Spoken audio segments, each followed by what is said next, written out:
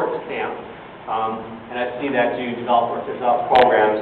Can you tell me what programs you developed?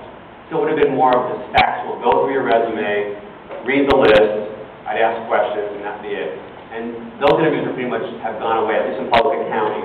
We've gone to behavior-based interviews.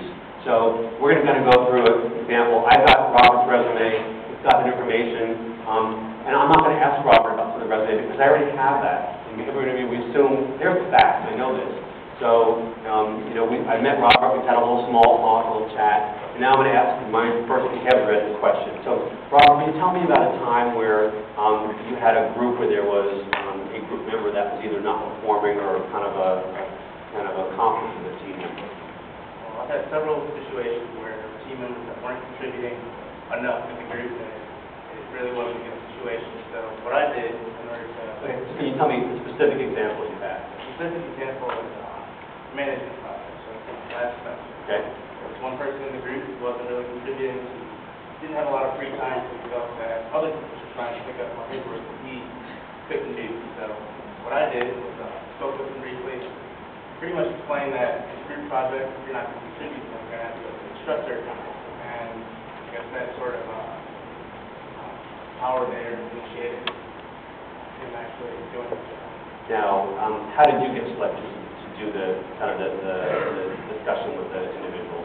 Well, I felt that it needed to be assertive at that point because everyone else was being passive aggressive to him, and they were being more sympathetic to the situation. We worked a lot, didn't have a lot of free time. However, I thought that was an opportunity to be a leader in that situation. Now, how did it make you feel to have to confront somebody who kind of was a team member and a peer?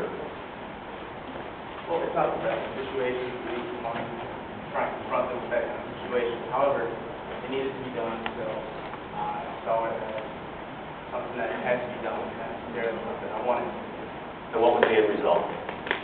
Picked up the year's work, and we got to do it. If it were to happen again, would you do anything different? I would try and set up a meeting with the group before the actual assignment took place. Basically stress the fact that everybody's in this together, group project, everybody should contribute their part. I noticed that you worked for the Canyon Sports Camp. Tell me about something you did as a leader at that camp that made a difference in that organization. Well, this past summer, as a staff director and head counselor, for the group, I was in charge of over 250 campers roughly, and this past summer we had an epidemic of H1N1 virus, swine flu, and bit by bit, campers started contracting the disease. The campers started contracting the disease, and one camper by another, they all started to pick it up. So what I had to do was stay in constant communication with parents, doctors, and our own nurses at the base location, which required a lot of tedious information and writing, follow-up questions to parents, telephone conversations, face-to-face meetings. But I feel like after doing all that, it was a really great success.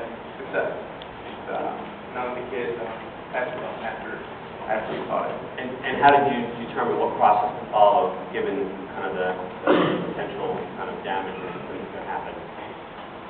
Seeing as how it was a serious situation, I talked to my boss. He outlined certain steps that I should do in reference to speaking with parents, doctors, to our nurses, and what needed to be done to the cabin, because it is a sleepaway camp. And I guess following his guidelines, I followed through, and the situation, well, it was a good success because the kids didn't get sick anymore. And did you have to confront any angry parents who, when they got the call, were really upset about this potentially spreading at the camp?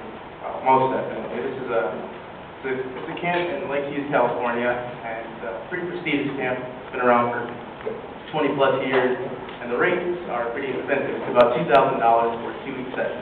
So obviously, if a kid gets sent home because of an idea that the kid might have the H1N1 virus, parents are going to be upset. They want a refund. They want to talk to the manager. And it was oftentimes difficult to talk to parents and really try and relay the situation. Basic terms saying that the kid needs to go home. There's no question involved. So it was hard at times, but parents got the gist of the situation. All right, we'll stop there. Thank you very much.